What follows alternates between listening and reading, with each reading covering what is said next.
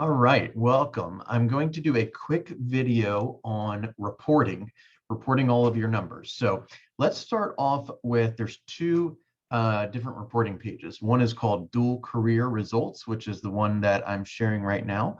That is for dual career agents. And the other one is right here. It is called PC Results, and that is for full-time agents. So these are the things that we track every day, really, although we're reporting them once a week. So contacts is a two-way communication with any human being about real estate.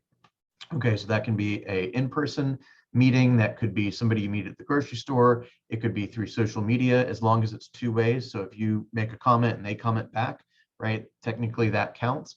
Emails that are responded to, certainly Zoom meetings or telephone calls, as soon as it would count, as long as it is two-way connection. For example, if you're calling a for sale by owner and you say, hey, this is Bill with Keller Williams, and they say, hey, I don't like realtors, don't call me again, that counts. What we're trying to do is figure out how many contacts do we need to have in order to book appointments and ultimately have closings, because then we could use that ratio to say, how many do we need? How long is that going to take? And then you know exactly the time commitment that's in place in order to have the results you're seeking. So contacts is again, two-way connection. Database plus, that is the number of people that you add to your database that week. So at the bottom of the screen here, you can see August 1st through 8th, August 9th through 15th, August 16th through 22nd, August 23rd through 30th. And then I have a document where it's kind of all putting it together. So each week during this time period, you record the number of people that you have added to the database. Ideally, when you add somebody to the database, it's name, number, cell phone, any notes that you have about them, right? Their goals, like what they like, stuff about their family, what their time frame is, any of that kind of stuff. And of course, ideally, you also have their home address, right? We are in the business of real estate. We should know where all of our people live. Okay, next is pipeline. So we've done a few videos on pipeline before, but a pipeline is essentially a subset of your database. And these are people who you anticipate buying or selling or investing in the next 12 months. Okay. And we've talked about a ranking system where, you know, you want to identify those that are going to buy, let's say within the next 60 days, and maybe some that are going to buy within the next 180 days, and then maybe somebody that's going to buy 9 months from now. So there's some type of order to that. And I've always talked about having a visual pipeline. So ideally, it's not tucked away in some spreadsheet. It is right in front of your face every single day at your workstation.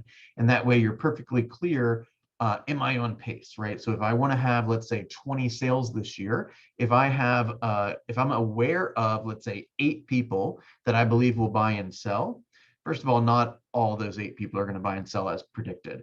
And if you want 20 sales, you need more people in the pipeline. So that always shows you constantly where you lie. Okay, so just during these days, right? Let's say the 16th through the 22nd, how many people did I add to my pipeline? That's what you record here. Seller held is when you have a seller appointment, right? An appointment would qualify as a needs analysis and a close. Okay, doesn't mean that they signed the paperwork. It just simply means that you had the appointment. Appointments can be in person, ideally over Zoom, and in some cases the telephone, but it should be a meeting where all the parties know you're having a professional consultation. It's not just like you meet somebody at a party and they say, I'm thinking, you're like, oh, I'm a realtor. That doesn't count. You got to get them into a professional setting where you can express to them what it's like to be successful in the market, and then learn about what their goals are. And then at the end, you say, are you ready to get started? Right? There's an attempt for a close. Seller held is just simply the appointment. Seller taken is when they actually sign the listing agreement, the exclusive listing agreement. We also track buyer held. So same thing with buyers, you have an expectation setting meeting, so everyone knows how to be successful and you understand, you know, their motivations and their concerns and their fears, and you of course make an attempt to close. So buyer taken is when they sign the exclusive buyer agency agreement. Pendings is when the home goes under contract, whether it be on the buyer side or the seller side, when all the parties have signed off on the contract. And closings is when you actually have the sale, once the whole thing is done. Okay. Now, we only want to record things that happen during that week. So for example, let's say in week 1, we get a pending. In week 2, if you don't get a new pending, it's 0. So even though you still have the pending, you don't record it again. You only record things that happen during that week. Okay. So you'll notice here that we have 2 lines. So let's take Goodrich, for example. Okay. She had the green line is your goals, and the light gray line above it is your actuals. Okay, so the goals are going to be indicative of how many contacts or how many appointments do I need to make by addressing the MREA2 plan and confirming, or the graph on how quickly you want to cap. That will help you understand how many daily contacts you need and how many appointments you need for the year, and of course for the month broken down.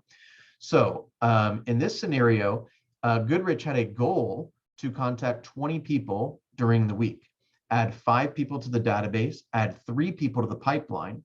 And although technically her goals do not require a seller appointment and a buyer appointment weekly, I also don't want you to start off the week saying my intention is not to go on an appointment, right? So minimum, I want to see 1 seller held, 1 seller taken, 1 buyer held, 1 buyer taken.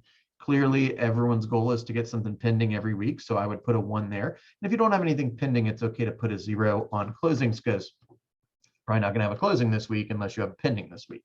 Okay, so that is the green line. That's the goals.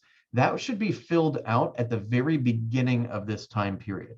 So each week, generally on Sunday, we want to have you go in, fill out the actuals, and then the next tab, the next week, fill out your goal. Okay, so let's talk about actuals. Actuals is what actually happens. So this, hopefully you're learning that you need to track this stuff every single day. Okay, because everybody's conversion rates are different. Everybody has a different amount of time that it takes to find contacts. Everyone has a different ratio of how many contacts it's going to require for me to get an appointment. And once we know the relationship there, then we can better estimate how much time it's going to take in order to book these appointments and hold these appointments. Okay, so at the end of this week, so on the 22nd, Goodrich came in and said, I hit my goal. I had 20 contacts. I added 5 people to my database. I did not add anyone to my pipeline, so she did not hit that goal. And she did not have any appointments this week and did not take any listings. However, she did get a pending. Okay, so she recorded all of that. Now, what ideally we should do is we should now go to the next week, right? And we are short 3 pipelines and the appointments. So we go to the next week and we look for her. And what this should say is the pipeline was 3 the previous week, but she didn't get any. So now this week it should be 6. So basically any overage that or any shortfall from the previous week should be accounted for in the goal for the following week, right? And what this ultimately does is it helps you understand, are the activities that I'm engaged in, are they creating opportunities, right? Am I actually getting a chance to speak to people? Am I actually meeting new people that I can begin to have ongoing communication with? And am I creating enough urgency where somebody says, hey, my goal is to do this within this year? Okay, and obviously we want to give them some extra special attention and make sure that we are helping them however possible, checking in with them more frequently, and obviously executing on all the promises we make to them. Okay, so that is the number reporting. And what I'll do is add up everybody's numbers, and then we have a sheet, including my numbers and Candace's numbers, and you get a chance to see how the group is doing. And I, as the coach, and Candace as the coach, get to see where opportunities for improvement are. So for example, let's say you have 100 contacts, but you only add 2 people to the database. So that tells me you're talking to too many people you know, and you're probably not asking those people enough questions to solicit any people that they may know that you could add to the database. Okay, so let's use another example. Let's say you set 10 appointments, but you only hold 2. Okay, that identifies a new concern, which is we are maybe not creating enough urgency or enough curiosity, or making the appointment exciting enough for them to actually hold it, right?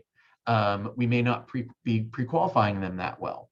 If instead you take, let's say, 10 listings, but you only pinned one, that's a different cause for concern, right? So then we may need to talk about your systems or some of your phrases or something like that, right? And there's also a relationship between held and taken. So if that number, if you had 10 held and 1 taken, then we probably have some presentation issues, right? Or some objection handling issues or some scripting issues.